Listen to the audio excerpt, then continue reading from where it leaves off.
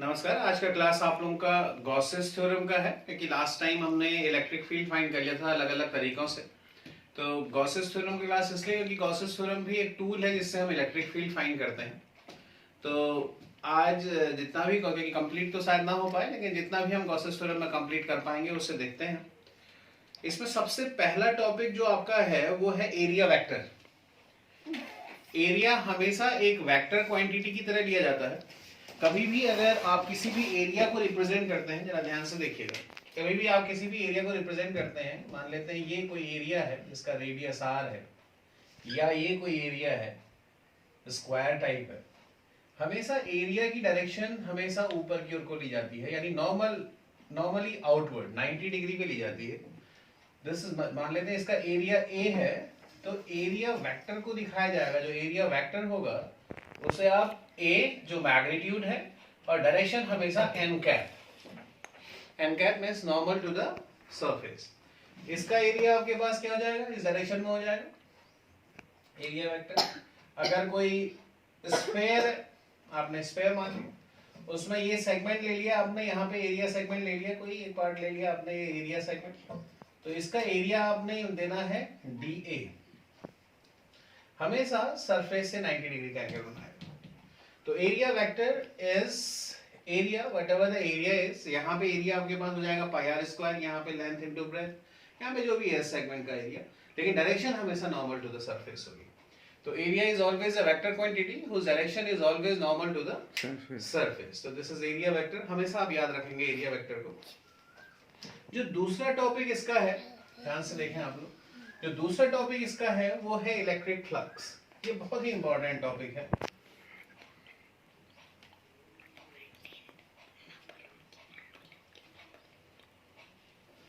इसे आप फाई से नोट करते हैं।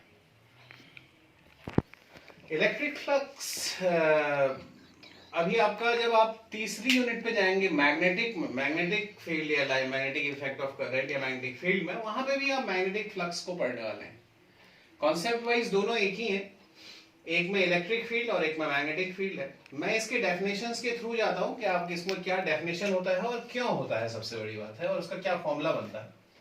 पहला डेफिनेशन इसका है, the electric field line passing through the surface in normal direction, number of electric field lines passing through the surface in normal direction. चलिए इसको मैं बताता हूं कि आखिर इलेक्ट्रिक, और इसका जो फॉर्मूला है, formula of the electric flux is integration of E dot dA, या फिर E dot A। आप इंटीग्रेशन ना लिखें, अगर माना यूनिफॉर्म इलेक्ट्रिक फील्ड है, if the electric field is uniform, area is known, it is for uniform electric field and it is for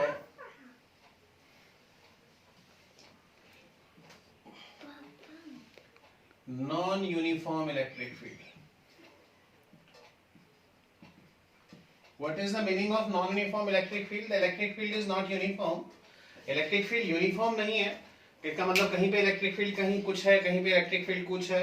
तो natural सी बात है कि ऐसे सरफेस में आपने डीए कंसिडर करना पड़ेगा, और इलेक्ट्रिक फील्ड ई जो है ये आपके पास उस पर्टिकुलर डीए में यूनिफॉर्म कंसिडर करेंगे। और मान लेते हैं कि इलेक्ट्रिक फील्ड यूनिफॉर्म है, इलेक्ट्रिक फील्ड में कोई भी चेंज नहीं है, electric field position wise time wise change नहीं होता, तो इलेक्ट्रिक फील्ड निकालने का ये तरीका है। और दूसरा फाई का वैल्यू जो आपके पास है ई ए कॉस थीटा, क्योंकि ये डॉट प्रोडक्ट है।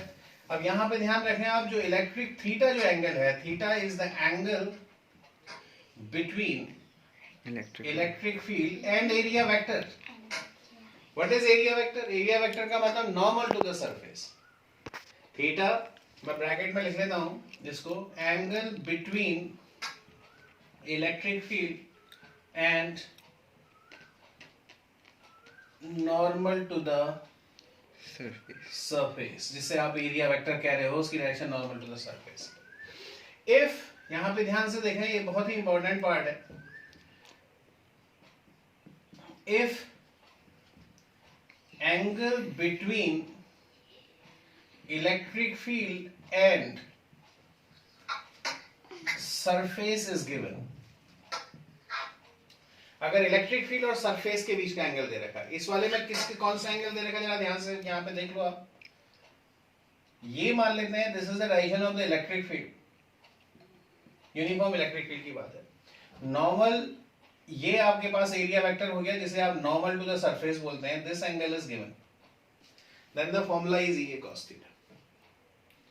If this angle is given, इस वाले केस में कौन सा एंगल दे रखा है, ये सरफेस है आपका, ये इलेक्ट्रिक फील्ड है, तो सरफेस तो ये हुआ ना, सरफेस का प्लेन तो ये हुआ, तो ये वाला एंगल अगर आपका गिवन है, मान लेते हैं अल्फा, तो नॉर्मल से एंगल कितना हो जाएगा बच्चों, 90 माइनस अल्फा हो जाएगा। तो एंगल क्या हो जाएगा आपका इस वाले फॉर्मूले में आपको, if the angle is angle between the surface and the electric field is given, electric field and surface is given, then formula will become E A cos 90 minus alpha. Because angle, ये फॉर्मूले में तो area vector आपके पास, जब आप theta लेते हो, जब E A cos theta formula लेते हो, तो थीटा वास्तव में किसके बीच का एंगल होता है, नॉर्मल के बीच का होता है। तो अगर सरफेस के बीच का दे रखा है तो अपने आप ही यहाँ पे क्या हो जाएगा, 90 माइनस अल्फा हो जाएगा। तो जब आप 90 माइनस अल्फा करेंगे तो फाई का value E A sin alpha हो जाएगा। चाहे आप इसे ले लें, चाहे आप इसे ले लें, याद रखिएगा अगर सरफेस का और इलेक्ट्रिक फील्ड के बीच का एंगल दे रखा है तो फ्लक्स निकालने के लिए ये फॉर्मूला लगाएंगे, और अगर इलेक्ट्रिक फील्ड और नॉर्मल के बीच का एंगल दे रखा है तो सरफेस निकालने के लिए फॉर्मूला, मतलब फ्लक्स निकालने के लिए फॉर्मूला निकाल लेंगे। अब बचा आपका यूनिट, यूनिट क्या होना चाहिए, यूनिट ऑफ इलेक्ट्रिक फ्लक्स।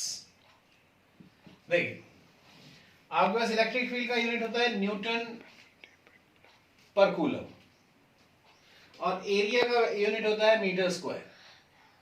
तो आप एक यूनिट तो हो जाएगा आपके पास न्यूटन मीटर स्क्वायर पर कूलम, और एक और यूनिट मैंने आपको बताया था इलेक्ट्रिक फील्ड का, वोल्ट पर मीटर। वोल्ट पर मीटर में आप मीटर स्क्वायर को फिर मल्टीप्लाई करेंगे तो वोल्ट मीटर। तो दो यूनिट है इसके, यूनिट ऑफ फ्लक्स इज ये, और इंपॉर्टेंट पार्ट ये है कि ये जो है एक स्केलर क्वांटिटी है।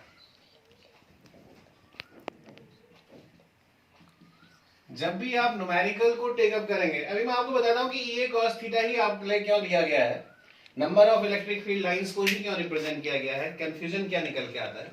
लेकिन अभी आपको मैंने ये सिर्फ डेफिनेशन ऑफ न्यूमेरिकल के लिए बता दिया कि it is the closed surface integration of electric field. One more definition we can write it कि the flux link with the surface is closed surface integration of electric field. ये surface integration है। Phi E dot A, if the electric field is uniform, मतलब there is no change in electric field throughout, then we can use E dot A. If the electric field is non-uniform, it changes position by position, so we have to consider a small segment of the areas where we consider the electric field is uniform. Then E dot DA हमको लेना पड़ेगा। E A cos theta आपने रखा तो theta का value जो है, theta जो है आपके पास एंगल किस किस के बीच का है, इलेक्ट्रिक फील्ड और एरिया वेक्टर।